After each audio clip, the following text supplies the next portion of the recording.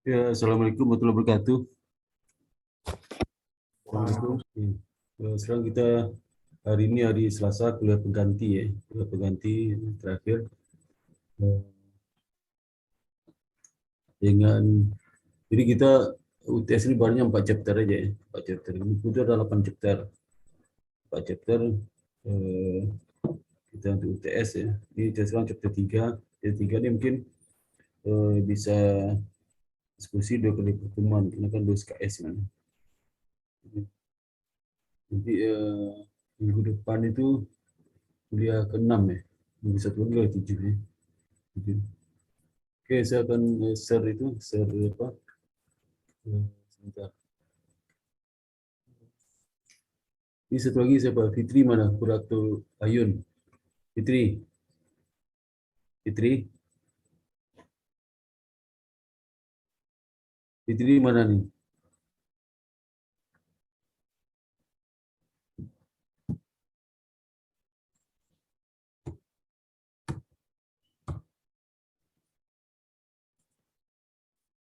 Udah datang Fitri. Dah. Ya, jadi saya share dulu sebentar. Oke, 1, 2, 3. Ya. Saya cari grup.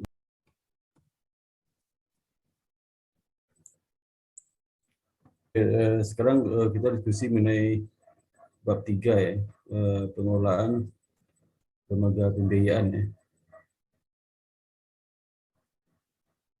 Jadi tujuan dari diskusi hari ini lah, pertama adalah untuk apa? Untuk eh, mengetahui dan memahami pengelolaan lembaga pembiayaan. Karena eh, pengelolaan itu sama kayak manajemennya, ya, manajerial ya, yang meliputi permodalan, yaitu permodalan, sumber pendanaan dari mana, bagaimana mengolah modal, sumber dananya, suku bunga, analisis pembiayaan, pengelolaan piutang dan manajemen risiko. Ya. Maka keseluruhan itu konten kita lah ada 6 ya ini. Di masalah permodalan, sumber pendanaannya, suku bunga, analisis pembiayaan, pengelolaan piutang, dan manajemen risiko. Nah, di sisi permodalan, yang kita ketahui, perusahaan pembiayaan itu kan dilarang untuk menarik atau menghimpun dana di masyarakat. Tidak boleh dia buka giro tabungan ya, dan deposito itu tidak boleh.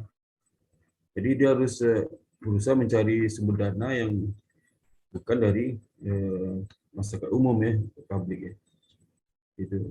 Jadi dia berusaha cari sumbernya apa dari sumber lain ya, sumber lain. Ya.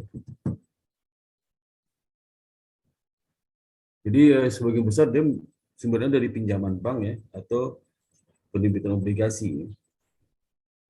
Jadi kota permodalan satu faktor penting, maka dalam dalam lembaga pembiayaan itu ada gearing ratio, GR ya, gearing ratio itu terutama.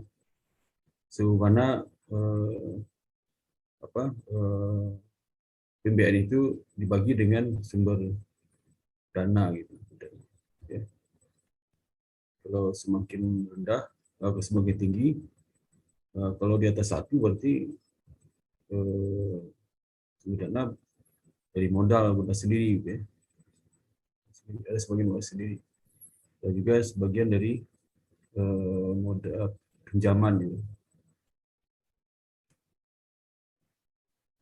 Jadi minimal likuiditas kalau di dalam ketentuan OJK ya, OJK nomor 35 itu minimal modal yang harus dimiliki apa ini sumber pembiayaan ya. Ya kalau modal sendiri minimal memiliki 100 miliar ya. Ya. 100 miliar. Kalau dia bentuk koperasi 50 miliar. Ya. Maka kalau sebenarnya banyak itu koperasi simpan pinjam. Ya. Koperasi simpan pinjam itu termasuk juga lembaga pembiayaan. Jadi dia bisa milih itu apakah izin dari Departemen Koperasi atau dari OJK. Tapi harusnya OJK harus diawasi OJK juga itu. Kalau kemarin itu seperti saya uji propertes untuk lembaga PMBN yang dari koperasi sama pinjam. Jadi koperasi sama pinjam itu besar sekali ya. Sudah ratusan miliar dan Pak asetnya. Jadi sudah puluhan tahun itu. Umumnya mereka memberikan penyaluran kredit itu konsumsi ya, konsumsi. Beli motor, beli kalau di desa itu alat pertanian, traktor ya. Kemudian membiayai usaha, usaha menengah, UKM ya, mereka bilang UKM ya. Kebutuhan pribadi untuk sekolah anak dan sebagainya ya.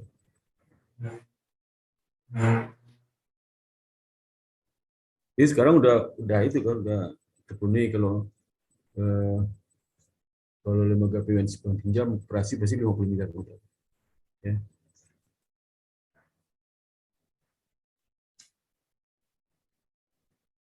Nah, di samping itu juga, di samping permodalan ya, jadi dimiliki seperti misal kalau lembaga PMBN yang bukan koperasi, itu 100 miliar, kalau koperasi 50 miliar ya.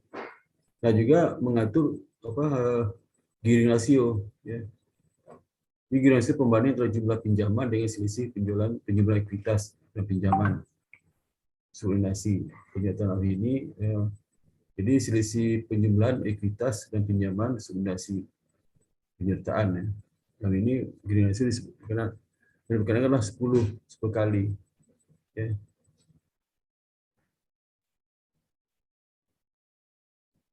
Jadi ya artinya pinjaman itu bisa 10 kali dari permodalan ya. Gearing rasio itu dia. Jadi gearing rasio itu mirip seperti apa ya? Kalau di bank nggak ada itu. Di bank diberikan dibandingkan dengan modal kan nggak ada. Ya ada itulah capital ratio ya. CAR itu permodalan berapa dari jumlah kredit itu maksudnya tidak hanya diberikan investasi sebagai juga kredit dan dana pada bank lain juga kredit. Jadi mengartikan kredit di sini. Jadi yang ATMR aja gitu. Sama ATMR risiko 100%. Kalau ini enggak, yang rasio utama di lembaga PMBN lah gearing rasio ya. Jadi kalau seandainya gearing rasionya bisa 11 ya, berarti dia store modal. 11 itu misalnya contoh ya, 11 miliar, modalnya 1 M. Ya. Berarti dia harus tambah lagi, kalau 11 miliar kan 10% kan 1 M. 11 miliar 1,1, jadi tambah 100 juta lagi modal setoran pemiliknya. Seperti itu. Jadi maksimal 10 kali. Nah itu sudah lihat di dalam laporan keuangan DOJK ya, nanti sudah perhatikan. Seperti kan gearing ratio itu dari situ, ya, yang utama. Jadi aspek permodalan sangat penting bagi perusahaan PMBN, terutama untuk menyerap kerugian yang mungkin dialami. Sehingga keberlangsungan usahanya perusahaan PMBN senantiasa dapat dijaga dengan baik. Jadi ya, kalau di perbankan ya, itu CAR itu untuk mengamankan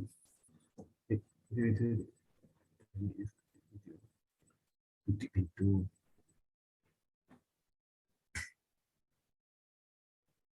Jadi untuk kalau di perbankan kan untuk mengamankan dana pihak ketiga kan. Kalau CAR itu, kalau sini kalau bank itu CAR itu utama loh, itu utama. Bank tutup karena cukup CAR. Ini juga kalau di lembaga PMBN gearing rasio itu yang utama juga. Tapi beda nih, perspektif beda. Jadi jadi tujuan gearing rasio itulah untuk menjaga going concern-nya lembaga PMBN itu. Ya. Kalau dia sudah lebih 10 kali pinjaman itu, tapi tidak lihat macet tunggak. Kalau bank kan lihat macetnya, hanya macet saja. Kalau yang itu nggak masuk bertongkar kan, hanya macet saja. Kalau ini kan nggak melihat macet tunggak, pokoknya total pembiayaan berapa. Dan melihat apakah pembiayaan itu berapa lancar, berapa nggak lihat. lembaga pembiayaan aja ya. Karena kalau di pembiayaan itu yang pinjaman kan ada bukan dana masyarakat kan, di investor, di perbankan, itu di obligasi pasar modal ya, obligasi. Jadi itu investor besar ya, besar. Dan jumlahnya nggak banyak. Masyarakat di bank kan 70% dari aset itu dana pihak ketiga. Itu banyak orang, jutaan itu. Ratusan ribu, jutaan ya, yang punya tabungan di bank itu. Jadi kalau seandainya tutup, guncang. Tapi kalau lembaga PBN satu tutup ya, yang kena paling hanya berapa perusahaan. Begitu. Jadi dampak sistemik itu nggak ada lembaga PBN. Makanya yang dipersoalkan lagi konsel PBN itu sendiri, bukan kepentingan publik gitu. Karena dia tidak begitu, dampaknya ada sih, cuma nggak gitu. Dampaknya bagi karyawan ya, di PHK, terus bagi debitornya itu kredit jadi itu, tapi kan nggak banyak debitor di BPN, nggak banyak. Beda sama bank itu banyak, nggak banyak nasabahnya, nasabah kan sedikit ya gitu. Bahkan AIBS kayaknya nggak ada minat kerja di lembaga pembiayaan, belum ada ya. Terus ada lagi lembaga pembiayaan syariah, ada juga ya pembiayaan syariah. Jadi seperti misalnya simpan pinjam syariah gitu, ya, bagi hasil. Kalau simpan pinjam biasa kan bagi bunga, bagi hasil.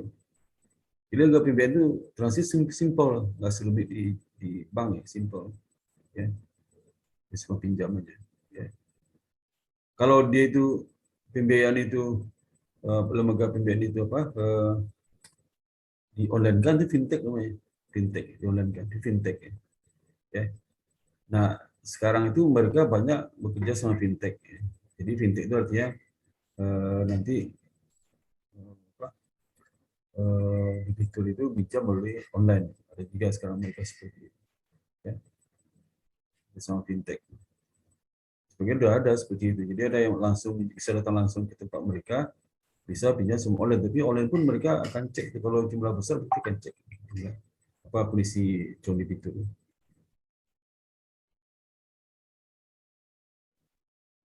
Terus sumber pendanaan ini nomor 2 nih.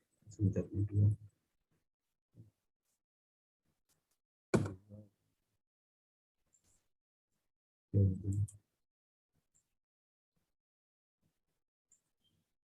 Ini sumber pendanaan dari lembaga PPN seperti dijelaskan tadi ya.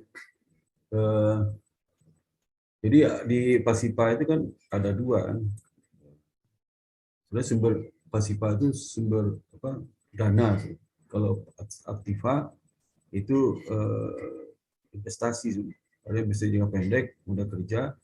Ada yang bisa jangka panjang untuk sport atau operasi perusahaan. Ada juga investasi yang tidak terkait dengan aktivitas utama perusahaan. Ada juga aset itu yang bentukannya belum jelas, apakah untuk investasi jangka pendek sebagai untuk kerja atau jangka panjang ya, itu mendukung operasional perusahaan atau jelas aset lain misalnya. Jadi sumber ini biasanya pinjaman perbankan ya. Misal di Astra Finance ini minjamnya ke bank, biasanya banknya bank grup dia juga ya. Biasanya Astra itu punya bank, Astra punya bank apa bank Astra itu salah, saya lupa ya. Astra punya bank juga itu. Nanti lembaga pembiayaan dia grup Astra Finance macam-macam tuh, ada banyak berapa ya.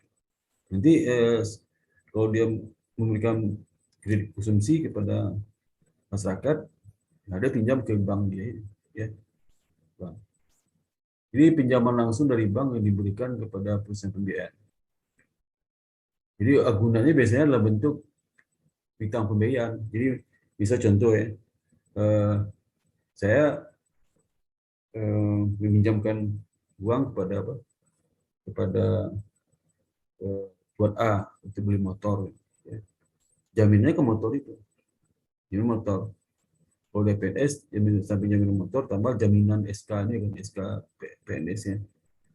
Nah, jaminan itu nanti waktu saya pinjam ke bank itu sebagai jaminan juga bagi bank. Jadi jaminan saya nasabah itu jaminan juga bagi bank karena saya pinjam ke bank ya. seperti itu. Ya. Karena kan PBN itu dibagi nasib itu sebagian besar bentuk pembiayaan kan, pembiayaan. Dan juga investasi. Kan ada investasi surat berharga, ya. Seperti pembiayaan investasi ke obligasi, ke saham, ya. Bisa juga investasi. Ada investasi ke deposito, ya. Kalau sekarang investasi deposito pasti rugi, ya. Deposito 2,5%. Kalau di kredit kan bisa bisa 7%, 8%. Deposito mungkin enggak, tapi pada saat banyak kondisi ekonomi tidak membaik, ya, di mana mencari nasabah susah, maka cenderung deposito. Tapi deposito kan tergantung dibandingkan dengan sumber pendanaannya kan, berapa bunga pendanaannya. Jadi dia pinjam di bank, bank itu beri pinjaman bunga 10%, ya, misal 8%. Jadi nggak mana ada deposito 8%. Kalau obligasi ada 8%.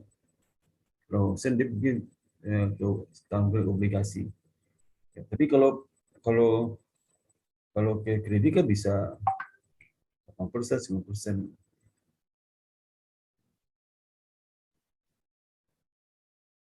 Bisa juga udah penerbitan obligasi.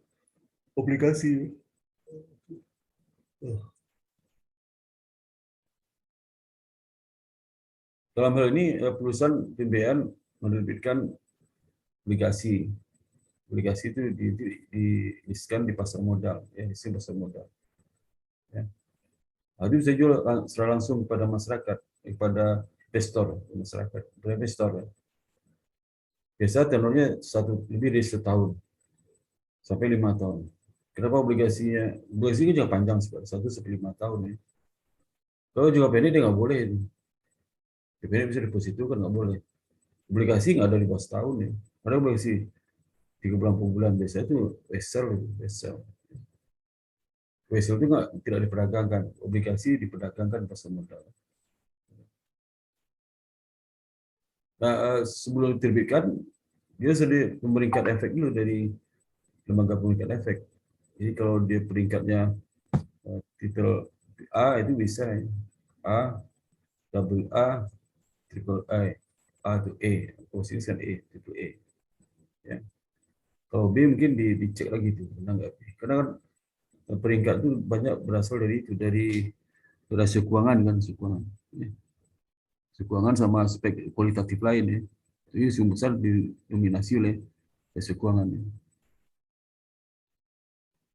Yang ketiga bisa juga sumber dari itu penerbitan surat utang jangka menengah atau disebut medium terms notes, MTN, ya. MTN bahasa.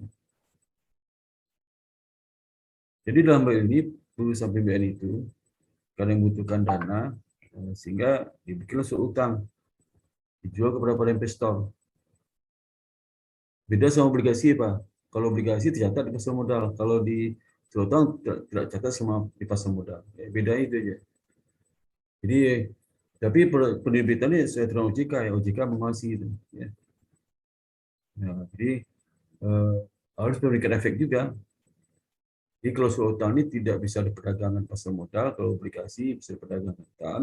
Substansi substansi ekonomi sama sih, surat utang sama obligasi itu sama.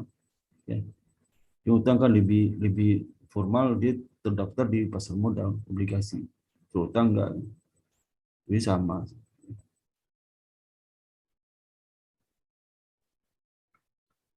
Jadi dia itu di luar pasar lah. Walaupun mereka perdagangan, saya punya surat utang PT, lembaga pembiayaan A. Nanti saya jual ke teman saya, tapi di luar pasar modal bisa juga itu. Apakah ada di dalam persyaratan bisa dipindah tangankan? Tergantung dari sertifikat surat utang itu apa bisa pindah tangankan enggak? Kalau nggak bisa pindah tangankan, terpaksa yang pemilik pertama itu nggak bisa jual kemana-mana. Atau kalau nggak dia diskonto kan, bisa juga anjak piutang. Bisa juga kalau di si investor kan anjak piutang. Anjak piutang kan itu bisa, ya, dari sisi investor. Yang keempat bisa bentuk pinjaman subordinasi. Jadi apa pinjaman subordinasi itu? Syaratnya lah pertama jangka waktu minimal 5 tahun, jadi jangka panjang. Kalau yang seutang kan setahun, obligasi setahun minimal. Kalau pinjam perbankan biasanya lebih setahun juga ya, lebih setahun, tahun 2 tahun. Ya. Karena itu kan dana itu ditanamkan ke PBN oleh lembaga PBN. Kalau PBN-nya banyak ke PBN itu kan, coba kalau sudah kredit motor kan jangan di bawah setahun itu. Paling cepat itu setahun. Ada nggak kredit motor 5 bulan? Coba tuh ada nggak? Oh si Fitri ada nggak Fitri? Pinjam kredit di lembaga finance itu jangka waktu 1 bulan, 3 bulan ada nggak? Ada nggak tuh? Enggak, Pak. Ada. Yang ada waktu di 3 bulan, 6 bulan penyakit nih. Tutup, buru-buru setelah lagi tutupnya nih. Limit lagi itu. Parah. Kalau masih ngomong, kamu jangan limit ya. Pelit banget. Jadi ya berikutnya dalam terjadi likuidasi ya, hak tagih berlaku paling akhir setelah dipenuhi segala pinjaman yang ada. Jadi itu subordinasi itu nanti bisa di apa terjadi likuidasi ini bukan kondisi yang normal ya punya tempus dibayar dong, jangan dibayar dulu. Misalnya dia punya utang ke bank sama utang ke PTA ini subordinasi ya.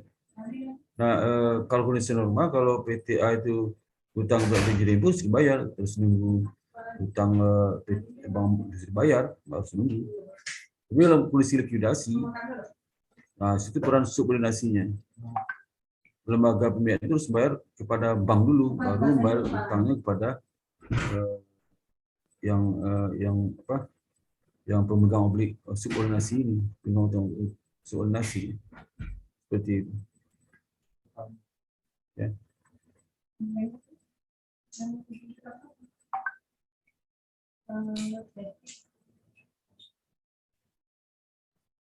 Ada perjanjian tertulis antara perusahaan pembiayaan pelapor dengan pembiayaan pinjaman.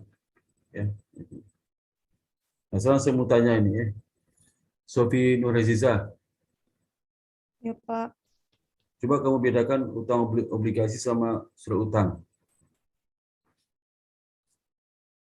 Apa beda utang obligasi sama surat utang? Ya, sebentar, Pak.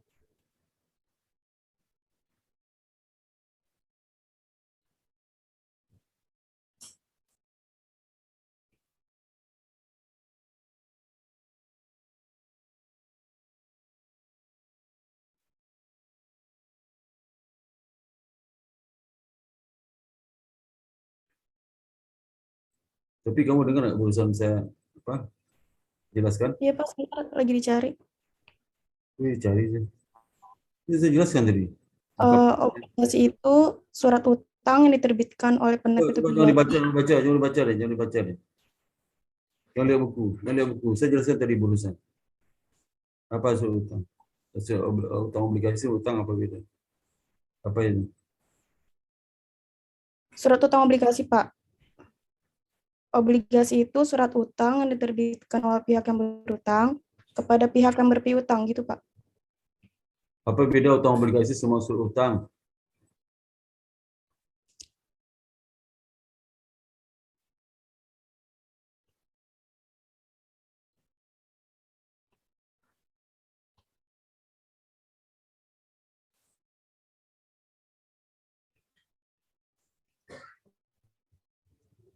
Bisa lanjutkan aja. Oh, stres juga dengar ini bisa nanya. Yang kelima, penambahan modal restore ya. Jadi penambahan modal restore itu termasuk melalui penawaran umum saham. Kalau dia butuh dana misalnya, contoh gearing ratio sudah 10 kali. Dia mau apa? Mau kasih pinjaman ya. Nah, ekspansi pembiayaan ya.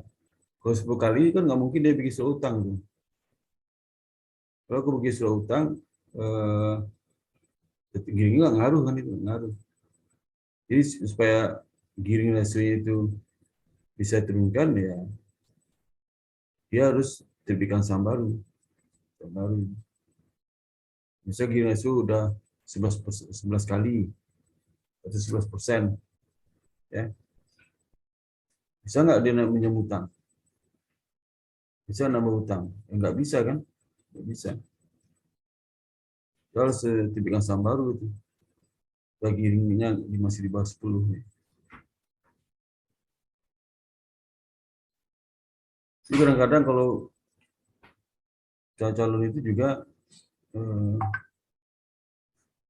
pertanyaan itu pertanyaan yang sangat kritis juga sih. Terus sekuritisasi aset. Sekuritisasi aset itu biasanya dilakukan oleh lembaga pembiayaan dengan menjual piutangnya, menjual piutang pembiayaannya kepada lembaga anjak piutang. Misal dia punya apa piutang pembiayaan pada nasabah dalam bentuk pemberian pinjaman duit mobil 5 miliar, dia butuh duit nih. Nah, tapi pinjaman itu di temponya kan kecil tuh, kecil ya, nggak mungkin sekaligus. Nah, di diskonturnya piutang ke kredit mobil 5M pada lembaga anjak piutang, di piutang itu beli terdiskon ya, terdiskon karena beruntung juga. Nanti bisa sebenarnya di situ. Jadi setelah dapat itu nanti dia lagi nasabah-nasabah baru di situ, nasabah baru. Dia bisa ekspansi.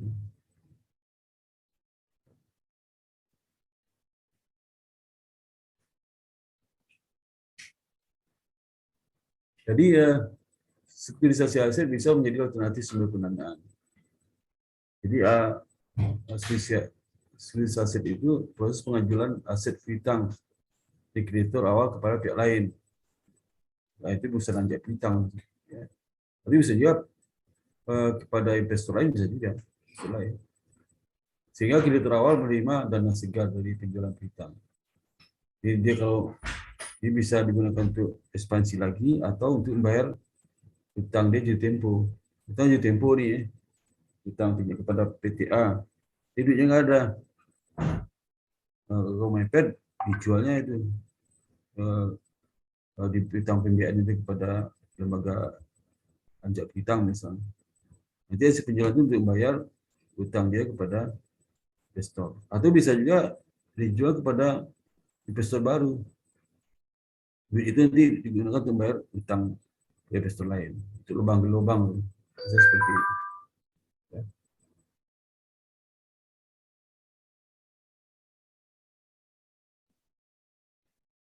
Nah, di samping pembiayaan di atas ini ada 6 tadi. Pertama tadi itu perbankan ya. Kemudian dari obligasi ya, surat utang ya, ketiga. Yang keempat bentuk ini tadi ya, penyusun obligasi, penama store sekuritisasi aset ya. Dia bisa juga yang lain ya, lain.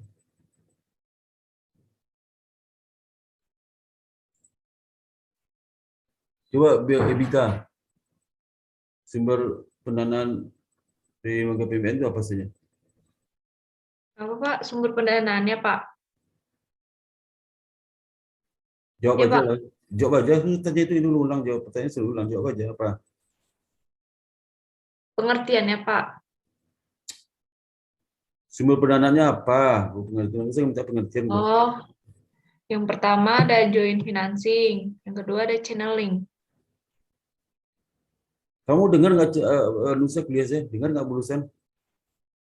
Dengar Pak? Ku cenderung ku aduh, itu jawaban ini nih, ini jawaban ini ada 6 ini. 6 jawabannya. Kemana lari cendeling? Nah, sebelumnya ini. Aduh. Parah ini. Kemana sih dia tangkap itu? Kacau. Terus juga lagi ya. Tadi juga sama. Berusaha jelasnya tanya nggak bisa lagi itu. Melotot aja matanya. Nah, itu satu lagi lain tuh. Coba Pak, konsentrasi dengarnya. Nggak dengar. Hasil sumber pendanaan 6 tadi itu ya, tadi itu. Perusahaan PMN juga dapat memperoleh sumber dana melalui kerjasama. Tadi baru cenderung ini, bacanya Joint Finance. Itu kan nanya ini kok, perusahaan sejelasan itu. Ngapain setanya yang belum saya jelaskan, nggak akan setanya ya. Yang saya jelaskan jangan usah jawab lagi mau saya jelaskan. Nah, bentuknya Joint Finance ya. Joint Finance itu kerjasama pembiayaan antara perusahaan pembiayaan dengan pihak lain dengan polisi pembiayaan dan risiko pembiayaan yang telah disepakati. Joint financing ya. Jadi joint financing itu kalau dia mau kasih kredit, kasih pembiayaan misalnya untuk beli apa? Mungkin beli alat berat itu harga 100 miliar ya. Wah, ini berat nih. Kalau dia biaya semua kena giring langsung bisa kena. Udah diajak lembaga pembiayaan lain itu sama-sama. Ya. Ya.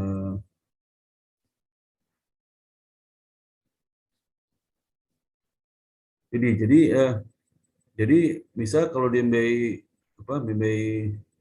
berat 100 miliar, dibiayai 60%, 6 miliar dari dia, 4 miliar dari pihak lain. Nah, pihak lain itu kan sumber dana juga, 4 miliar itu sumber dana pihak lain.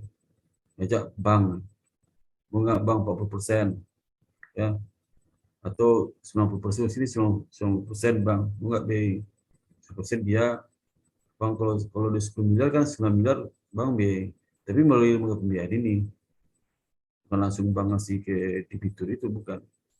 Ya. Jadi 90% itu sumber dana juga itu, ya. Itu sumber dana langsung disalurkan kepada debiturnya. Jadi tahu calon debitur siapa itu. Bang harus tahu itu. Tadi kan kalau dia pinjam, kalau dia bikin surat utang kan, pemegang utang nggak tahu kan dana itu kepada siapa aja, berarti pembiayaan aja.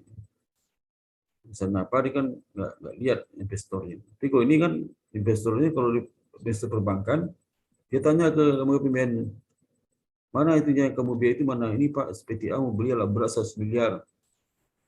Saya bisa 10 miliar karena gini hasil sudah hampir 10 kali. Bisa saya besar ya. Apalagi 10 miliar ya. Nanti bank ngecek juga itu calon itu. Bank yang melakukan proses itu lembaga pembiayaan itu. Jadi debitur enggak calon debitur lembaga pembiayaan tidak berhubungan dengan bank, berurusan dengan bank. Cuma banknya minta laporan ke pembiayaan apa sih kamu biaya itu seperti apa. Nanti kinerja pembiayaan itu disampaikan ke bank secara berkala itu. Kamu harus monitor juga itu. Monitor seperti apa itu. Ya.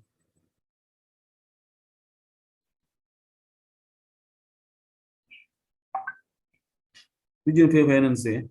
Orang channeling itu merupakan kerjasama antara perusahaan pembiayaan dengan pihak lain. Ya. Yang tujuan finance kerjasama juga sama. Kerjasama pembiayaan. Nah, ini kerjasama juga. Tapi di mana perusahaan membiayai bertindak selaku penyalur dana. Jadi dari pihak lain. Bila pembiayaan 100% merupakan sumber dana dari pihak lain. Jadi 100%. Jadi sifatnya menyalurkan aja. Kalau yang di finance ada polisi dari lembaga pembiayaan kan, atau channeling kan enggak. Dia channel aja. Channel itu maksudnya kalau saya nonton TV, itu YouTube, channel YouTube seputar. Saya nonton video kamu itu. Saya pakai channel YouTube. Kalau jadi nggak bisa lihat video kamu, itu channelnya. Tapi saya nonton video kamu, ya 100% saya tonton. Soal juga channeling itu Bank Mandiri ingin bayar debitur A, calon debitur A 100%, tapi melalui lembaga pembiayaan, ya. Mandiri nggak mau langsung ke dia, udah pakai lembaga pembiayaan aja. Mungkin bisa dia lembaga pembiayaan itu anak perusahaan Mandiri, bisa juga ya anak perusahaan Mandiri. Jadi dia bagi-bagi hasil lah, ya. Kan bagi Mandiri mungkin 100 miliar terlalu kecil ya, atau Mandiri mau ngasih pembiayaan 1M ya, 1M. Itu 1M untuk 10 perusahaan kan maksudnya dapat 200 juta. Bagi bank beri kan kecil repot tuh. Udah dikasih ke lembaga pembiayaan A. Nanti calon debitur pinjam ke lembaga pembiayaan itu. Tapi dana 100% di Bank Mandiri. Itu channeling. Kalau joint finance itu masih ada kontribusi dari lembaga pembiayaan itu dalam pembiayaan proyek yang dibiayai itu masih ada, ya. Itu beda joint finance sama channeling. Jadi kerjasama di PLN itu maksud antara lain adalah bank ya. Ini kerjasama tadi itu bank, perusahaan pembiayaan sekunder, perumahan, lembaga keuangan mikro, kan mikro karena kebanyakan pembiayaannya kecil-kecil di lembaga pembiayaan UKM. Dan itu perusahaan pembiayaan, jadi semua perusahaan pembiayaan juga bisa. Perusahaan pembiayaan, jadi pembiayaan PTA, perusahaan pembiayaan, ya. Dia kerjasama dengan PTB, perusahaan pembiayaan juga bisa. PTB itu asetnya besar ya, sebesar ya. Bisa joint finance, bisa channeling ya, bisa channelingnya itu. Gantung aja kesepakatan seperti apa. Rasio likuiditas yang umum digunakan adalah karena rasio. Jadi likuiditas yang umum digunakan dalam hal pembiayaan ini itu harta lancar dibagi utang lancar, ya. Jadi itu melihat kemampuan perusahaan itu. Kenapa rasio? Karena biasanya kan pembiayaan di mungkin jangka pendek lah, jangka pendek. Harta lancar. Jadi berkaitan dengan pengelolaan risiko, likuiditas, perusahaan pembiayaan itu harus waspada ya. Atau keseimbangan antara utang lancar tempo kurang setahun dengan harta lancarnya yang dapat digunakan untuk membayar kewajiban lancar itu. Ya. Jadi contoh misal penyaluran pembiayaan dengan tenor 3 tahun ya. Tidak boleh didanai dengan pinjaman bank berjangka waktu setahun. Nah, jadi pembiayaan itu dalam prinsip pembelanjaannya menggunakan penyaluran pembiayaannya menggunakan prinsip pembelanjaan yang ada. Jadi sumber dana jangka pendek harus dibiayai untuk pinjaman jangka pendek. Kalau sumber dana jangka panjang harus dibiayai untuk pembiayaan jangka panjang juga. Kalau di bank nggak berlaku itu, di bank nggak berlaku ya. Di bank nggak berlaku ketentuan seperti itu. Di bank itu tabungan aja 700 miliar di BNI ini bisa seluruhkan kredit. Kreditnya hampir 700 triliun. Karena ketiga untuk tabungan, deposito, giro, kan jangka pendek semua itu. Itu bisa digunakan punya kredit berbagai macam tenor. Hampir 700 miliar, 700 triliun juga ya. Macam-macam, ada kredit yang umur sebulan, yang 3 minggu, yang setahun, 3 tahun, 4 tahun, sampai 10 tahun, 20 tahun ada. Nah, kalau di pembiayaan nggak boleh, ada aturannya. Itu perbedaan antara lembaga pembiayaan dengan perbankan. Salah satu perbedaannya ya, bukan salah satu perbedaan. Ini salah satu perbedaan. Jadi itu yang harus saya pahami betul itu ya. Terus tanya jawab itu ya. Jawab perbedaan. Ya. Bank dengan lembaga pembiayaan salah satunya itu. Banyak lagi sih. Tadi jawab pertama, kedua ada pernah saya tanya itu.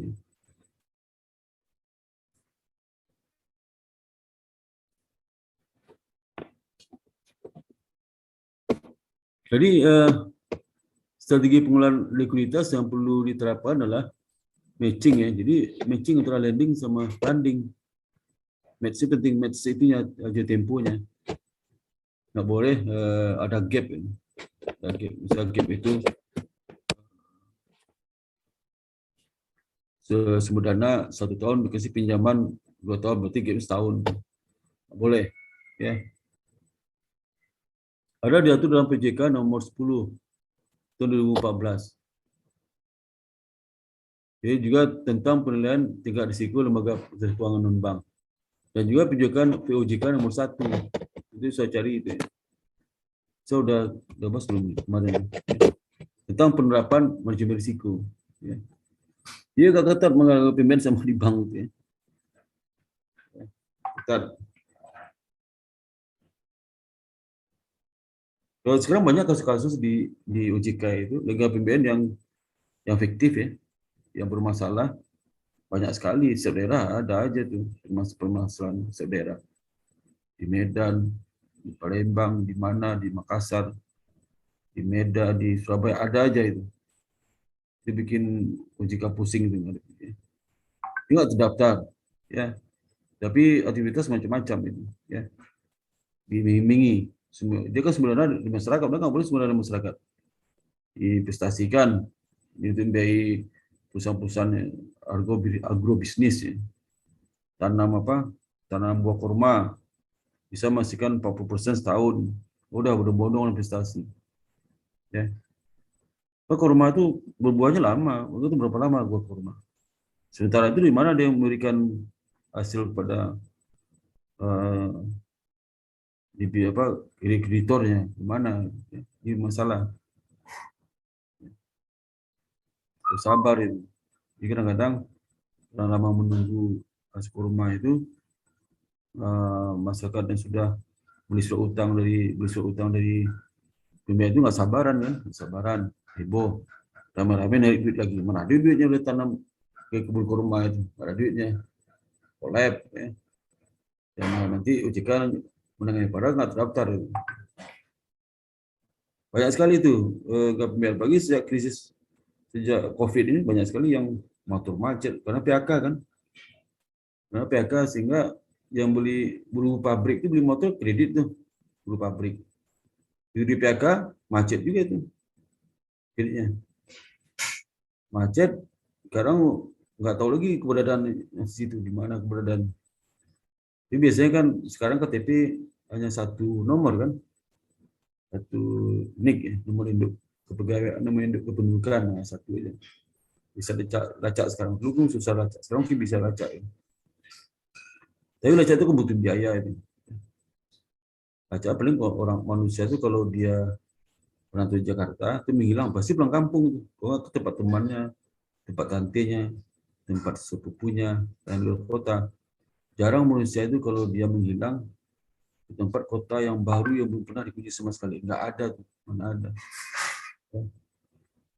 Bisa saya lari di Jakarta, saya lari ke Aceh, saya belum pernah ke Aceh. Mana berani saya ke Aceh, belum pernah ke situ. Tapi saya larinya ke kota di mana ada teman saya di situ, ada sepupu saya di situ. Maka kalau saya lari gampang tangkap, ya. Saya lari itu dikejar, mohon maaf mungkin jangan terjadi ya. Kalau sudah masalah hukum, sudah lari, pasti ketangkap tuh, kalau lari. Kalau gampang ngelacaknya, dia temui orang tuanya.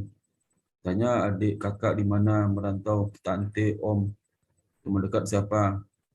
Begitu teman dekat satu, temunya teman dekat satu. Siapa aja dia bermain paling dekat selama, kasih di mana dia tinggal.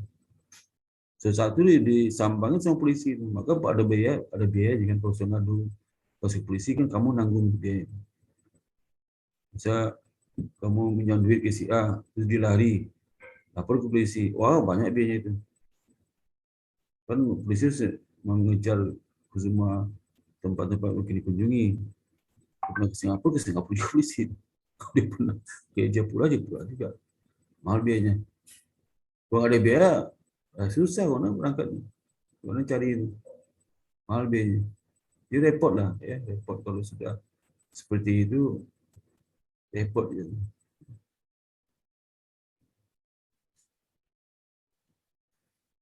Kira pertanyaan di sini, ada pertanyaan nggak? Ada pertanyaan? Ya, ada pertanyaan? Kalau nggak pertanyaan, saya nanya juga nih. Oke, saya tanya lagi bisa tanya siapa? Floren. Lalu kamu jelaskan Juni Finance sama Cendeling itu beda apa? Apa beda Juni Finance sama Cendeling? Jangan lihat buku, langsung jawab spontan. Apa bedanya? Kalau joint finance itu kerjasama pembiayaan antara perusahaan pembiayaan dengan pihak lain, Pak. Terus kalau channeling, kerjasama antara perusahaan pembiayaan dengan pihak lain di mana perusahaan pembiayaan bertindak sebagai penyalur dana dari pihak lain, Pak. Bedanya apa tuh tadi sama? Kan bisa sama pihak lain juga tuh, sama tuh. Yang joint finance sama itu sama kerjasama aja. Bedanya apa? Belum salah beda apa? Ya, kalau joint finance dengan porsi pembiayaan dan risiko pembiayaan yang telah disepakati oleh kedua belah pihak, Pak. Iya, jadi mereka risiko pembiayaannya disepakati oleh kedua belah pihak, Pak. Kalau channeling itu bertindak selaku penyalur dana tapi dari pihak lain. Oh, joint finance apa? Joint finance apa itu? Gimana joint finance apa? Kalau joint finance, porsi pembiayaan dan risiko pembiayaannya itu disepakati sama kedua belah pihak, Pak. Contoh mana contoh? Contohnya perusahaan pembiayaan, misalnya yang satu membiayai 10%, sedangkan perusahaan pembiayaan lainnya 90%. Gitu dong.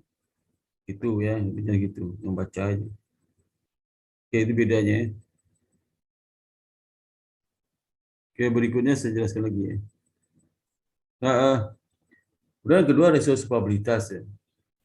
Itu mengukur seberapa jauh perusahaan mampu melunasi seluruh hutangnya dengan seluruh aktifanya. Jadi kalau dia mau ngasih pembiayaan ya, mungkin lihat solvabilitasnya, likuiditasnya, solvabilitas itu kan biasanya kan kemampuan bayar kewajiban jangka panjang dari aset yang ada. Ya. Nah, jadi perusahaan pembiayaan harus memperhatikan persertaan gearing rasio 10 kali. Nah, ada ketentuan baru dari OJK mengenai rasio ekuitas terhadap modal minimum, ini kayak KAR nih. Rasio ekuitas terhadap modal minimum 10%. Itu kayak solvabilitas ya. Jadi 10%, kalau di perbankan 5% ya. Tapi perbankan kan hanya mengcover risiko, ini kan nggak ada. Risiko terkait dengan solvabilitas adalah risiko dukungan dana. Risiko. Itu risiko yang muncul akibat ketidakcukupan dana. Ya. Dana atau modal yang ada pada perusahaan dan pembiayaan. Jadi kalau cukup dia bisa mulai joint venture atau channeling ya. Termasuk kurangnya akses tambahan dana. Ya. Atau modal. Dalam menghadapi kerugian atau kebutuhan dana modal yang tidak terduga. Jadi ya ini juga risiko terkait apa? Risiko dukungan dana. Ada risiko. Karena jenis risiko di lembaga pembiayaan itu beda jenis risiko di perbankan ya. Jadi sudah agak bingung. Jadi sudah kan baca risiko kan baca perbankan. Lembaga keuangan bank itu lain lagi nih, masing-masing berbeda, asuransi beda lagi.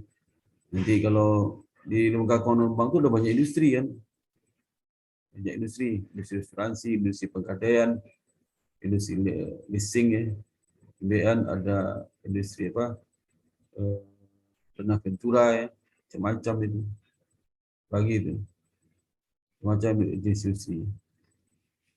Nah, di situ ada rasio yang unik ya, unik. Gitu. Jadi sebenarnya kalau belajar manajemen lembaga pembiayaan itu, ya, hanya sudah kenal kulitnya aja. Karena kalau dalam kan sudah nggak belajar risiko untuk lembaga keuangan bank kan nggak ada. Nah, risiko apalagi itu seperti manajemen perbankan, manajemen ada kan. Kemudian kegiatan operasional lembaga non bank kan nggak ada. Kalau perbankan ada sebenarnya. Dan misalnya pemberian pengelolaan pembiayaan pada keuangan bank asuransi misalkan nggak ada. Sudah kena sekedar kulit aja ya dalam. Itu yang kenal ya, kenal saudara. Ya, hal penting kita tahu sudah di rasio itu sangat populer nih, rasio di lembaga pembiayaan sangat terkenal di rasio. Kalau saya menguji, saya lihat dulu di rasio berapa. Kalau di rasionya lebih 10 kali, saya tanya, gimana cara ngatasinya? Ya, sama kayak teori ini. Ngatasinya bisa menyambung uang ke bank, katanya. Apalagi sebetulnya kan. Dia pilih strategi yang mana itu. Kenapa pilih itu? Ya. Itu ya.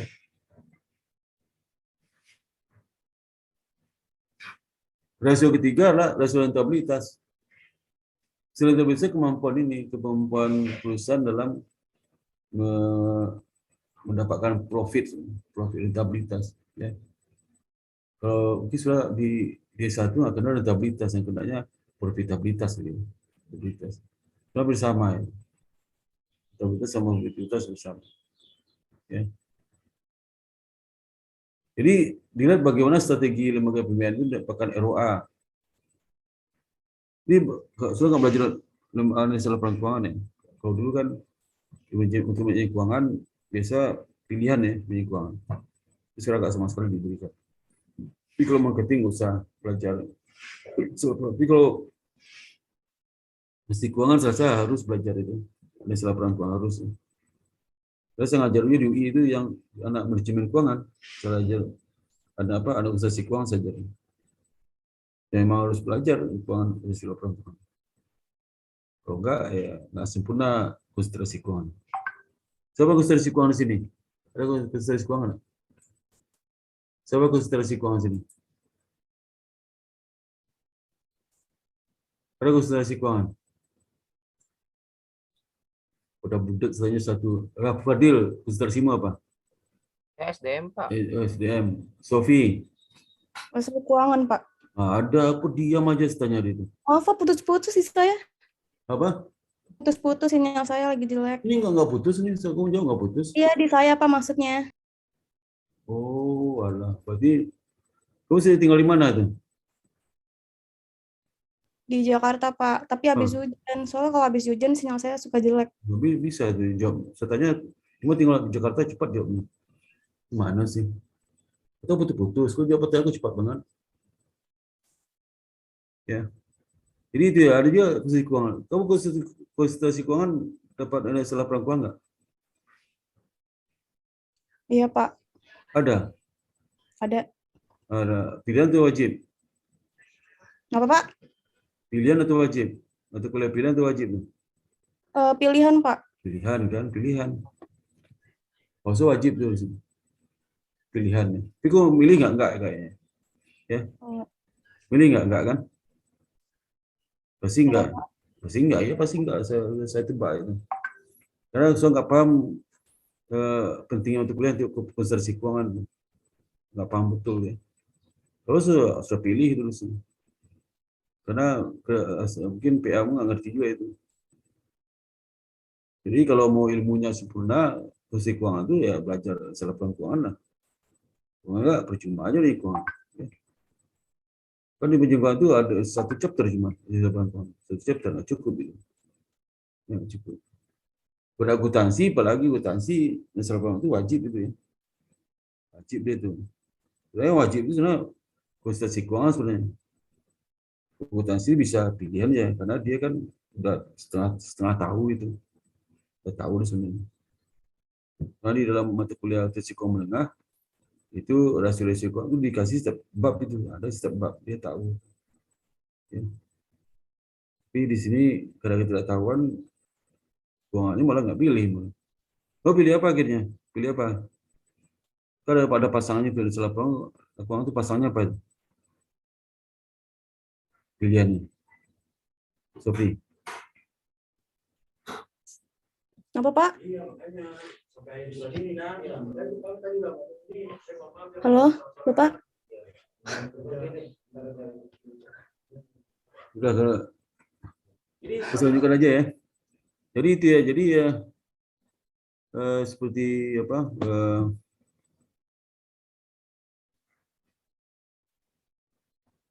Seperti untuk peroleh yang baik adalah dengan melakukan joint finance, misalnya perusahaan pembiayaan supaya ada tambahan income pendapatan.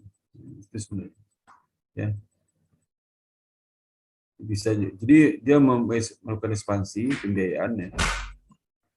Kemudian sebagian besar kalau kinerja apa perusahaan besar yang dibiayai itu bisa baik ya. Kalau macet langsung diambil alih. Dia pembiayaan itu paling keras ya. Saya beli motor nih, kredit dengan A Finance, perusahaan A Finance. Itu terlambat aja 1 bulan, bulan kedua udah diintai rumah kamu, de kolektor. Bulan ketiga tinggal tarik duit. Yang pertama kan nggak bayar tuh, bulan kedua diintai rumahnya. Yang ketiga nggak bayar juga, langsung tarik aja. Jadi kalau sudah lagi naruh motor di luar, langsung diangkut ke naik mobil box itu. Diangkut oleh mereka. Kalau dia kamu protes, ya saya dengan PTA, soal macet nggak berkredit, nggak bisa macam-macam. Jadi motor langsung karena sekarang di BKP itu kan BKB dia pegang, BKB atas nama dia, bukan atas nama kamu. Itu kamu udah lunas. Bisa seperti itu. Itu jaminan kredit juga. Ya. Jadi kalau sudah itu langsung dijualnya. Jualnya, ya kalau enggak motor itu dikreditkan lagi sama calon debitur lain. Kan ada juga kredit motor bekas kan bisa. Kalau satu lanjutkan dengan yang lain. Ya. Yang lain. Ya saya sudah bayar 10 kali. Bulan ke-11 PHK nggak bayar, bulan ke-11 nggak bayar, bulan 12 nggak bayar, bulan ke-13 motormu ditarik. Sekali bayar itu mungkin udah 1/3. Tapi dijualnya bisa laku lebih dari 2/3. Lalu dijual pas aja, saya pagu kredit aja, dijual 2/3 itu. Lebih keras mereka.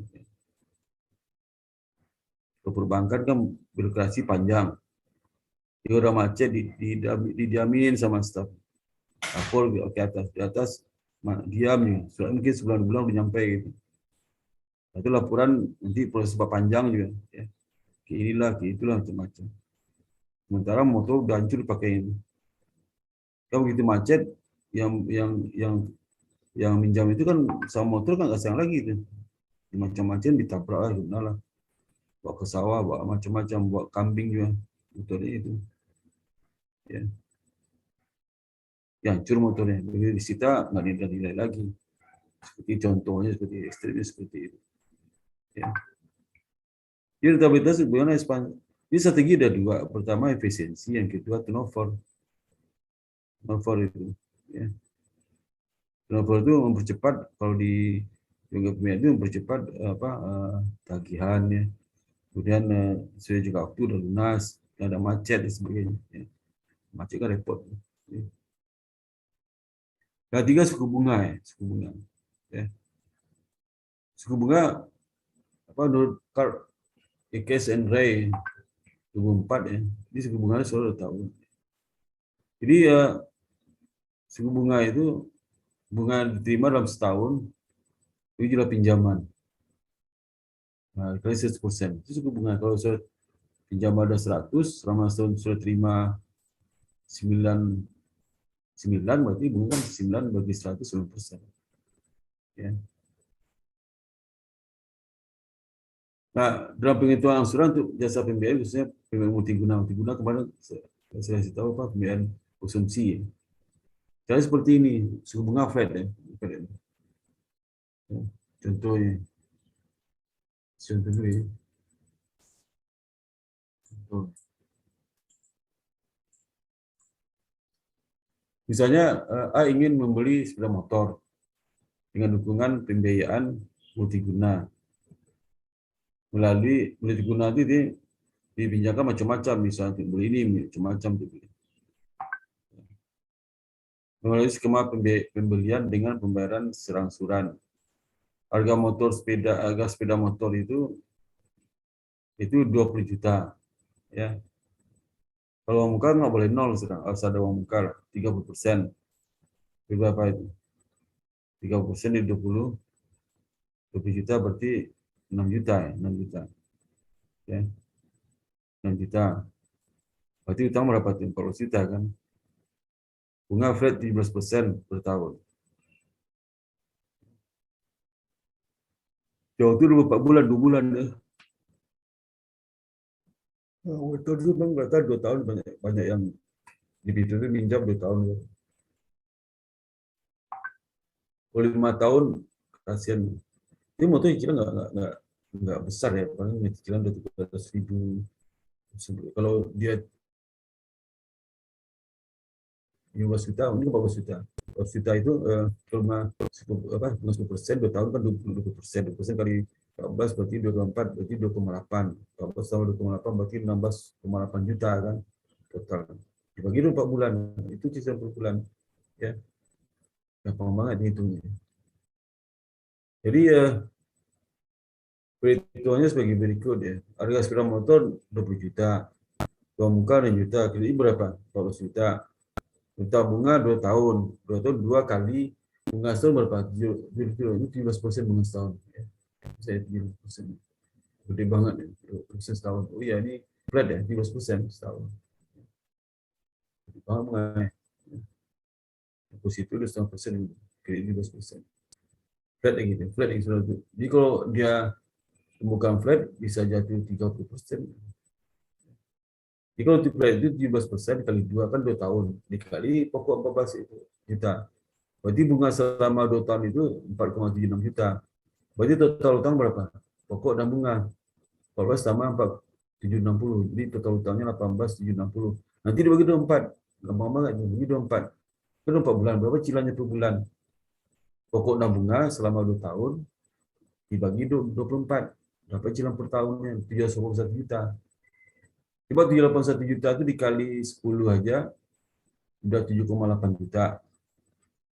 Ya, kalau tambah 2 apa? 1,5, 1,6. 1,6 lebih.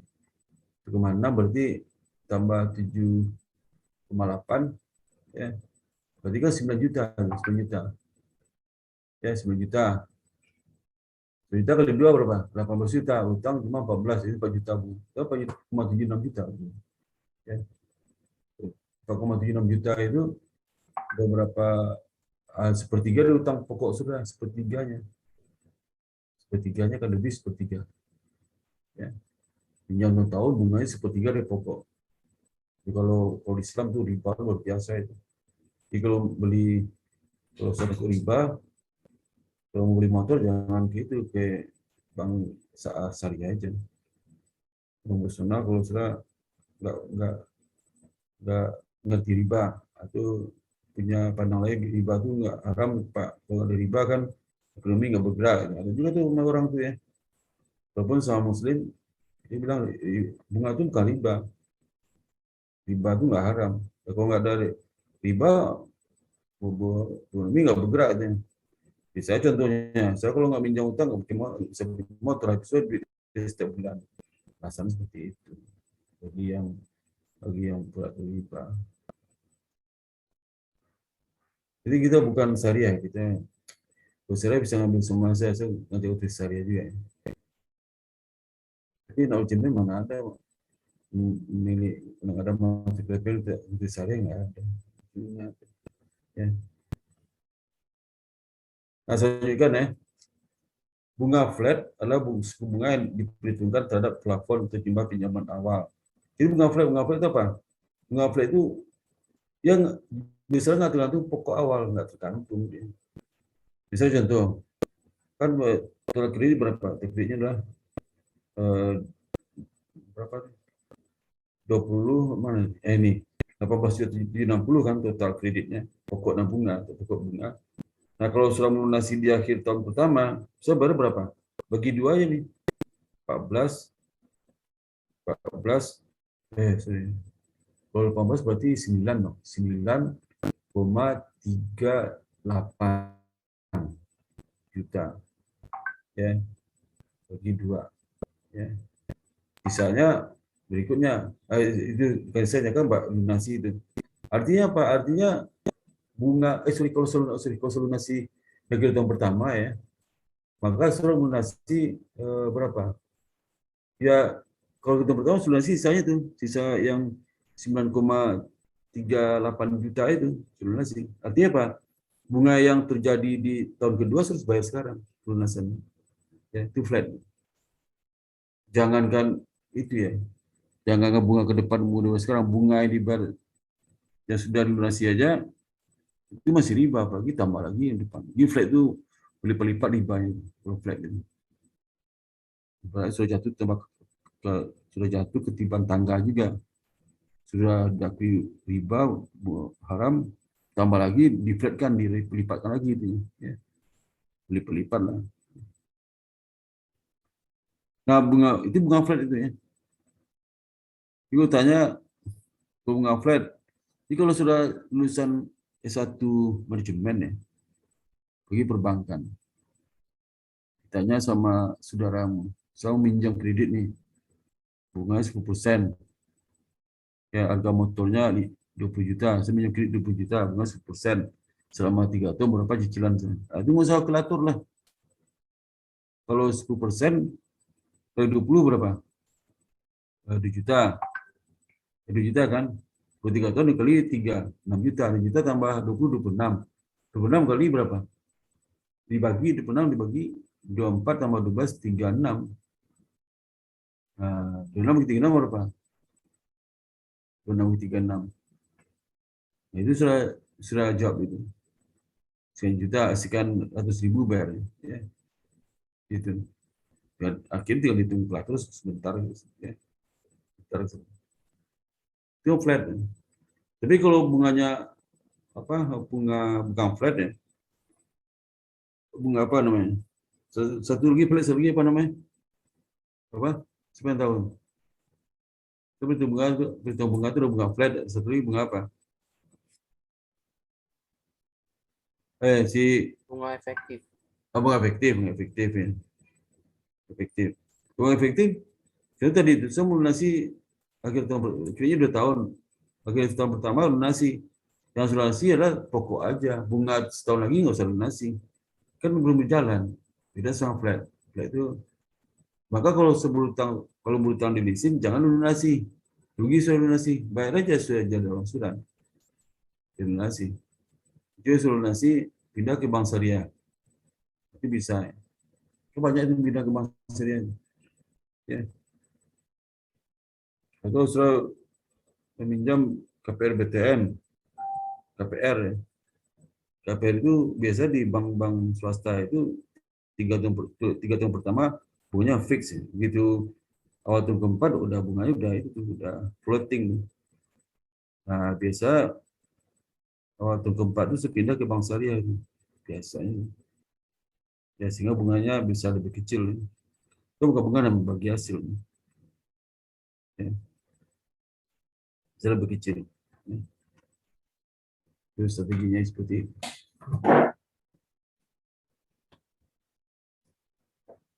Kalau pertanyaan sampai sini nggak? Ada pertanyaan nggak? Kalau pertanyaan soal masalah rugi sudah itu. Ya. Jadi mahasiswa yang nggak bertanya ke dosennya itu mahasiswa merugi. Ya. Karena mahasiswa nggak dapat ilmu dari dosennya. Tapi kalau dosen bertanya sama ke mahasiswa, itu dosen yang ngelaba namanya. Ya.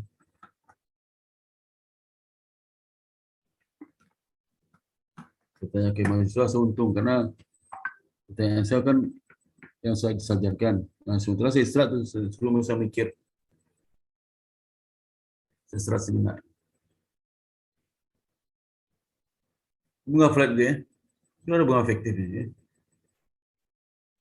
Ini contoh, ya contoh. Misal dalam perhitungan di atas diketahui bahwa bunga efektif lah. Ini kita bandingkan bunga efektif sama bunga flat ya. Ini kalau flat kan 17%. Ini bunga efektif 17%. Nah, ini bunga flat 17% ya. Kalau ingin hitung berapa bunga flat per bulan ya. Nah, tinggal bagi 12 ini kalau bunga flat. Bunga efektif kan bunga diperhitungkan dengan sebuah sisa pinjaman pokoknya kan. Kalau flat kan enggak. Itu di awal depan hitung semua. Nah, kalau diketahui bunga efektif, jadi 29,8455% itu, ya, itu ada rumus itu dari bunga flat 17%. Nah, kalau dia bunga flat 17%, kalau efektif berapa? 29,8%. Kalau biasa tinggi. Kalau biasa itu bunga 29%. Waduh. Makanya kalau sudah bisnis kan jarang 30%. Bisnis kalau makanan lebih kecil lagi untungnya. Makanan untungnya berapa persen? Itu makanan itu kan hitungnya berdasarkan sekali jual ya, 10%. Tapi kali-kali. Maka jual makanan itu untungnya berlipat-lipat setahun. Sehari untung 20%, kosong berapa persen? Saya jawab, sehari untung 20%, setahun berapa untung? Saya jawab, kau jual restoran nih, restoran sehari untung 20%. Setahun berapa untung? Si Fadil jawab, Fadil. Untung 20% pendapatannya berapa, Pak? Sangat naik pendapatan untung 20% berapa setahun itu aja. Jangan tanya, kamu saya suruh pikir sendiri. Gunanya tinggal bisa jawab. Untung 20% sehari, setahun berapa pendapatan? 20% sehari. Ya elah mas, tadi saya bilang sehari itu 20%, aku nanya lagi sehari. Iyalah, sehari itu 20%. Nanya lagi sih. Berapa setahunnya? Untungnya.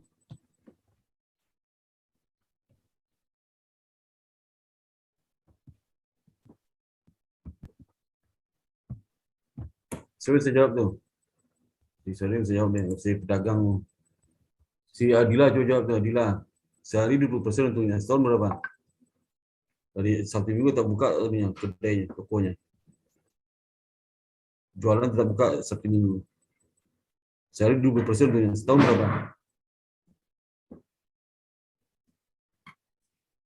Ayo cepat.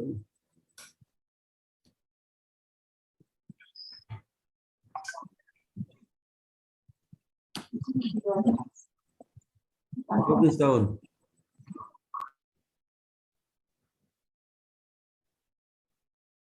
Jangan di mute Adila, aduh, hati mute nih. Berapa setahun? Iya, Pak. Jangan di mute, itu sebab. Sehari 20% untungnya, setahun berapa?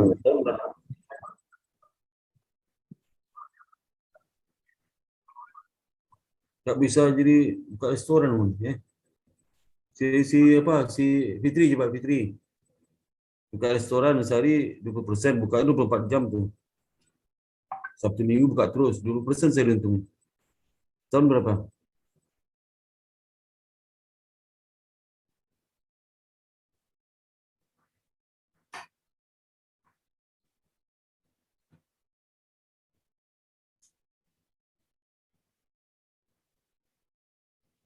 Ya, asumsi dia tidak modal sama aja setiap hari, asumsi. Awal pagi sama, kalau modal 20.000 itu awal. Ya. Berapa untungnya setahun? Aduh, Mas Sofi. Sofi, Ya, Pak. berapa untung setahun? Berarti setahun 1.460.000 bukan, Pak?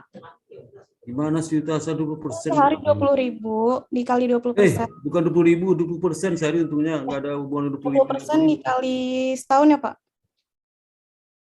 Sehari 20% untuk setahun berapa untungnya? 73 bukan, Pak? 73 apa sih? Kan Gimana dikali sih? setahun kan, Pak? 20% dikali setahun 73. Itu cuma hasil perkalian persen sama 3 tahun. Astagfirullah. Kalau 20 kali 20 berapa tuh? 73 itu berapa persen tuh?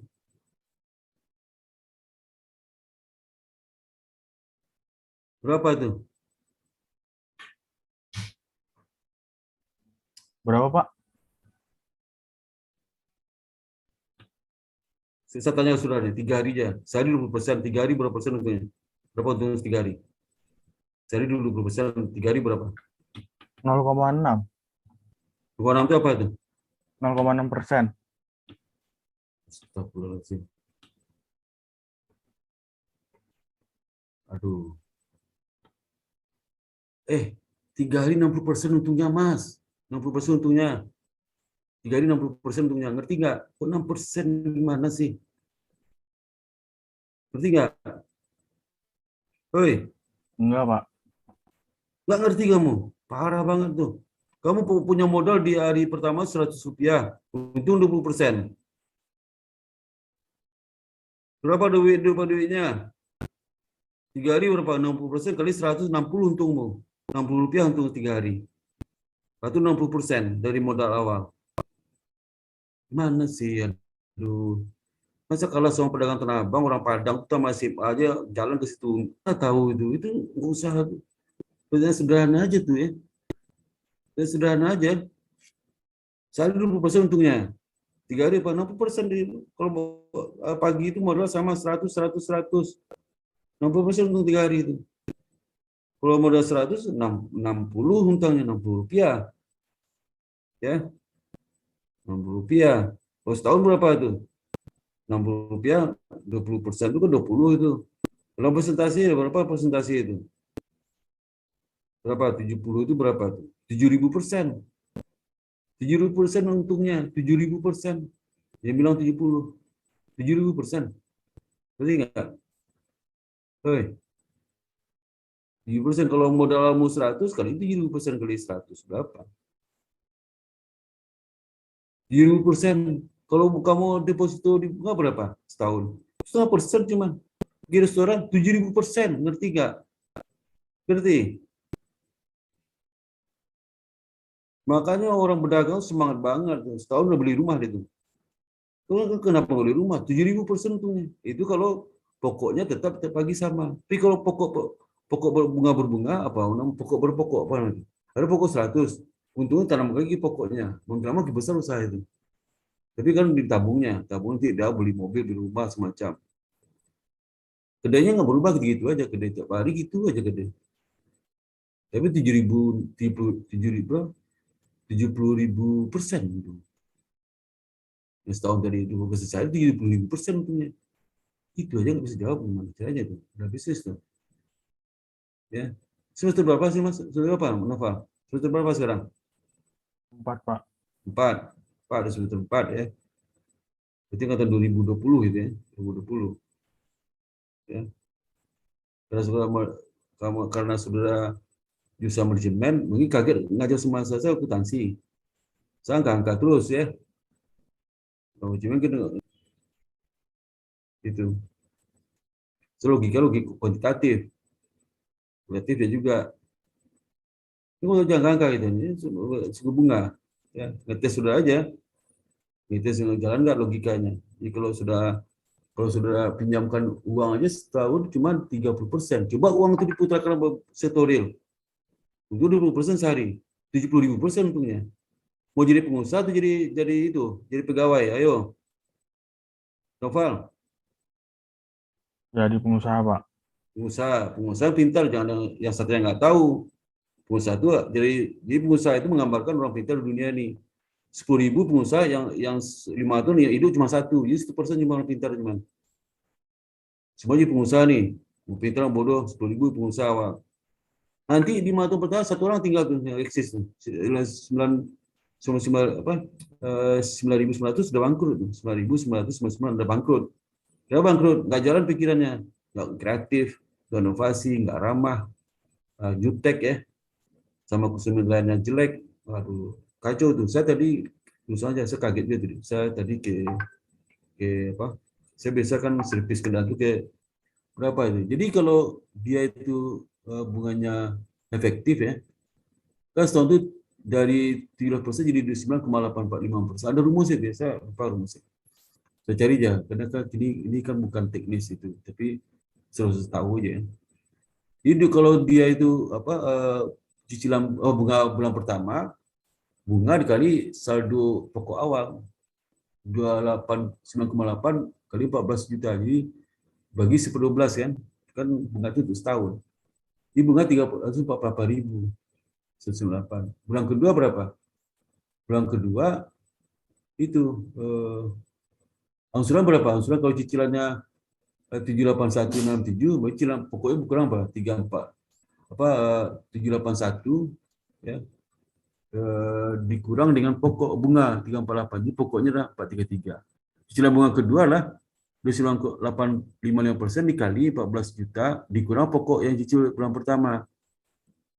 Ya, itu 433 469 kali 1/12. Jadi bunga bulan kedua itu 337,47. cicilan kedua berapa itu? Cicilan kedua begitu seterusnya. Jadi kita lihat tabelnya, dia ada tabelnya. Tabel kalau sudah dibukanya bukunya ya, ada buku OJK itu. Jadi sehingga saya perhatikan kalau dia itu flat apa efektif itu, ini efektif ya. Menurut saya efektif ya. Ini efektif ya. Efektif. Jadi bunga efektif itu, angsuran bunga itu makin lama kecil ya. Kecil, makin lama kecil. Dan kalau dia pokok itu makin lama makin gede. Karena kalau bunga kecil kan total angsuran kan sama 78167 ya. Maka di dalam bunga efektif itu kalau sudah melunasi, saya melunasi di bulan ke-12 ya, lunasi. Saya lunasi apa? Saya lunasi 7477316 aja. Pokok yang tersisa kan. Pokok akhir pokok akhir 12 itu berapa? 8.024.406. Itu soal lunasinya. Lunasi 12. Bunga yang bulan ke-13 sampai 24 nggak usah lunasi. Ya. Itu kalau efektif ya. Nah, itu aja udah kena riba. Tapi kalau sudah flat ya, lunasi bulan ke-12, saya harus lunasi pokok dan bunga yang tersisa. Ya, itu bedanya di situ ya. Ini nggak usah kalau lunasi di bulan ke-18, lunasi pokok aja 4307.372 itu aja lunasi. Bunga yang sisa nggak usah lunasi. Jadi kalau bunga efektif itu makin cepat lunasi makin baik. Tapi kalau flat ya, kapanpun lunasi tetap rugi karena bunga akan terjadi sudah bayar juga ya, sudah. Nah, saya pernah ini waktu di BTN ya, saya KPR BT Rumah saya dulu pernah saya melunasi udah kredit 20 tahun, 10 tahun sudah lunasi. Dibilang sama orang BTN, Pak, kalau lunasi jangan tengah tahun, Pak. Emang kenapa? Kalau tengah tahun nanti bunga dari saat lunasi sampai ke tahun bayar. Nah, tapi yang bunga sisa tahun itu sisa itu nggak dibayar, tapi untuk tahunan tetap 50 setahun. Itu lebih mending, lebih bagus tuh, semending BTN dulu ya. Itu sekarang mudah-mudahan seperti itu juga lah. Buat swasta kalau di sistem flat ya, dia flat juga, tapi kalau lunasi dia di tengah tahun, lunasi di akhir tahun, jangan di tengah tahun, karena tengah tahun nanti bunga berjalannya di lunasi dalam tahun itu. Tapi kalau tengah akhir tahun bunga ke depan nggak dibayar, hanya pokok aja bayar, pokok bayar ya, itu seperti itu. Tapi kalau yang flat, yang atau bank swasta pemerintah nggak tahu itu seperti itu. Jadi kalau bunga flat itu yang bayar di awal deh, ya, jangan bayar biar aja seperti itu, ya. Rugi sudah lunasi. Ini kalau bunga flat, ya, bunga apa? Bunga efektif ini efektif nih, efektif. Ya. Jadi bunga flat digunakan untuk menghitung berapa jumlah angsuran bulanan ya. Dan bunga efektif digunakan untuk menghitung berapa jumlah angsuran bunga pada bulan yang bersangkutan. Ya. Itu beda, bunga flat itu jumlah angsuran itu dalam pokok dan bunga. Jadi nggak ada dipisah-pisah, pokok dan bunga dipisah ya, pisah lah.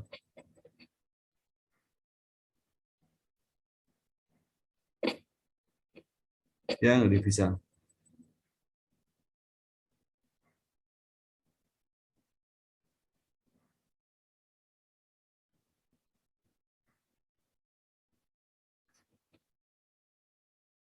Definisi pembayaran juga dikenal angsuran di bawah di muka. Ini biasa untuk ini, itu apa? Kalau di muka itu biasa leasing ya, leasing. Leasing itu kenapa di muka? Kalau leasing itu sewa. Juga pakai sewa. Kalau sewa ya di muka. Tapi kalau saya punya di bank itu pembiayaan. Pembiayaan itu wajib di belakang. Belakang ya. Dan kalau pinjam bunga di bank, cicilan pertama baru akhir bulan pertama, bukan di awal bulan pertama. Ya, tapi sekarang ada juga bank yang cicilan pertama di awal bulan pertama ya bayarnya. Sudahlah, flat gitu, baru di depan lagi ya. Paruan deh. Jadi yang dimaksud dengan angsuran di bawah di muka, angsuran pertama dibayar oleh debitur pada saat pertengahan perjanjian kredit di awal bulan lah itu. Nah, angsuran kedua awal bulan kedua, angsuran ketiga awal bulan ketiga, begitu seterusnya. Biarnya. Sehingga seperti ini deh. Tabelnya mana tabel? Kalau di sini, kalau contoh ini ya, ini Ini angsuran dibayar akhir bulan. Angsuran pertama bayar akhir bulan nih. Ini contohnya. Angsuran pertama dibayar akhir bulan. Per bulan ya. Pertama itu. Ya.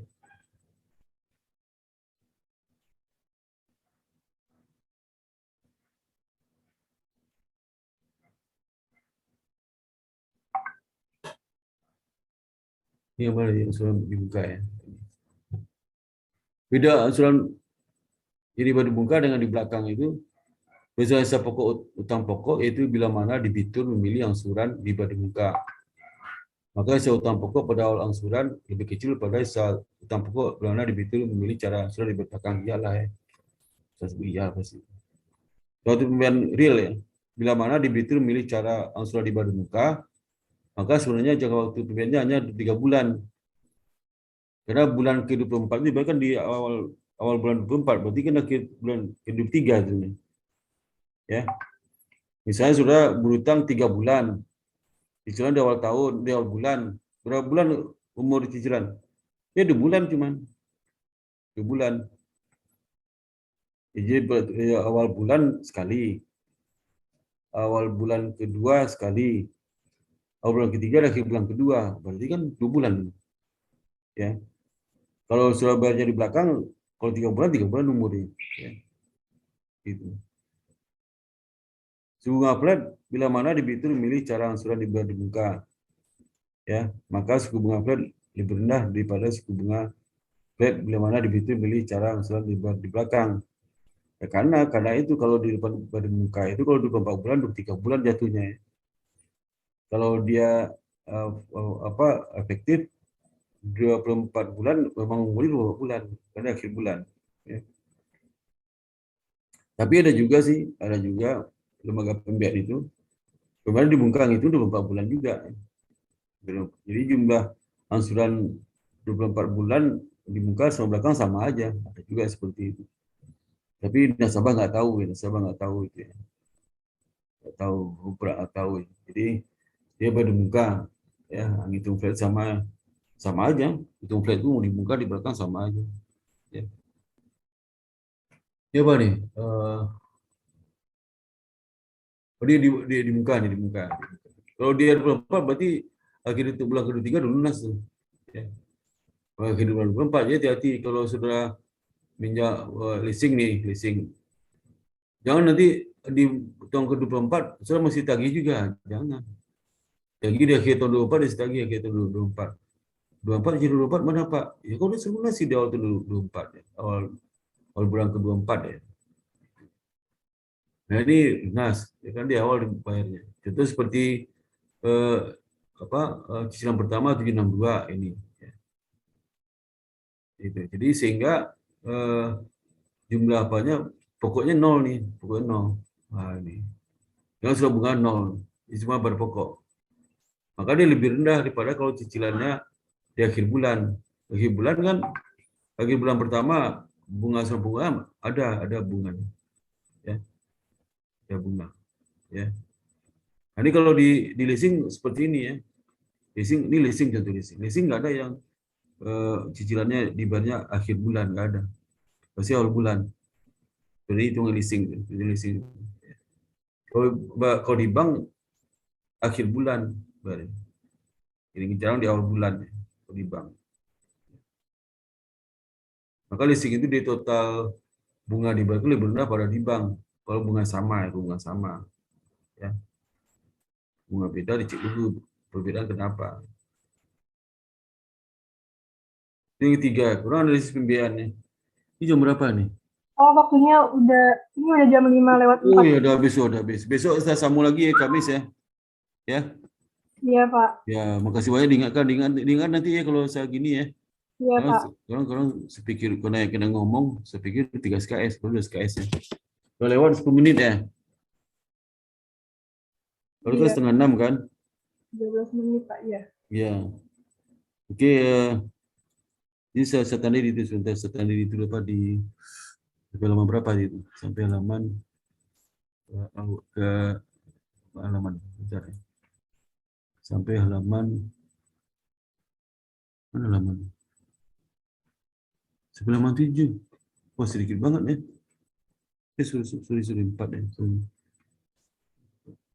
Mungkin.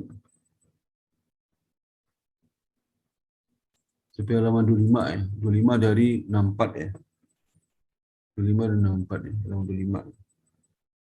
Ini saya tandilin.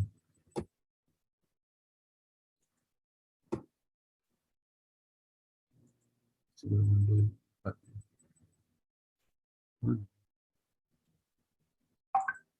Bentar.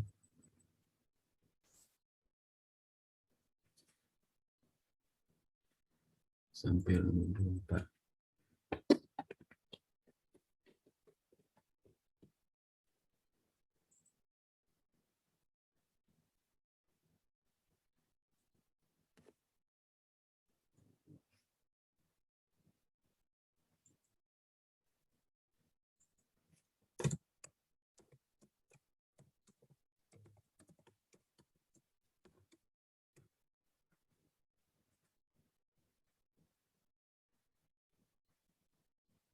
Ini saya absen ya. Saya absen.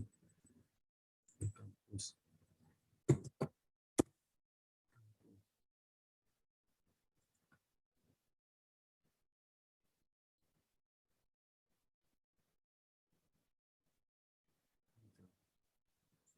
Secara itu ya, izin kampus boleh tahu ya. Di kampus. Kelihatan belum? Di kampus sudah? Halo? Udah, Pak. Sudah. Ya. Kemudian absensi ya. Absensi mana? N.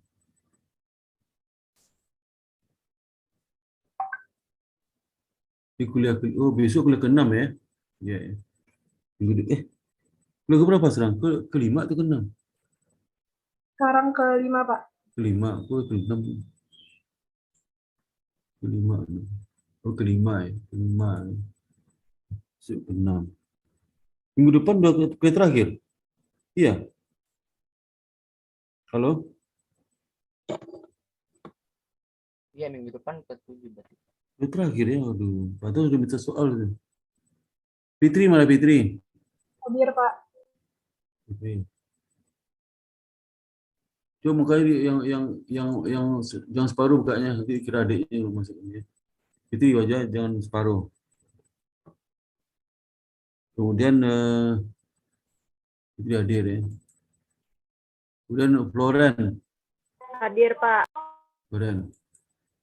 Itu aja separuh juga itu. Sofi, Hadir, Pak. Sofi. Mu mana Mu? Mu Punggawa. Aduh. Punggawa nggak hadir. Absen. Noval, Hadir, Pak. hadir. Adila, Hadir, Pak. hadir. Si Bibita, Hadir, Pak. si Raja, hadir. Oke. Hadir, Hadir, Pak. hadir. Sudah. Selesai. Jadi hadir berapa? 5 orang, 6 orang. 6 orang. Oke, ada pertanyaan lagi? Kalau ada pertanyaan lagi sebelum saya tutup. Ya. Kalau ada saya foto dulu ya. Senyum ya. Udah capek juga dari tadi nggak usah senyum ya. Senyum ya. 1. Senyum, ada senyum 1. Aduh parah. Senyum. Ayo senyum. Senyum. Dah, 1, 2, 3. Coba bandingin fotomu sama yang tadi di mana.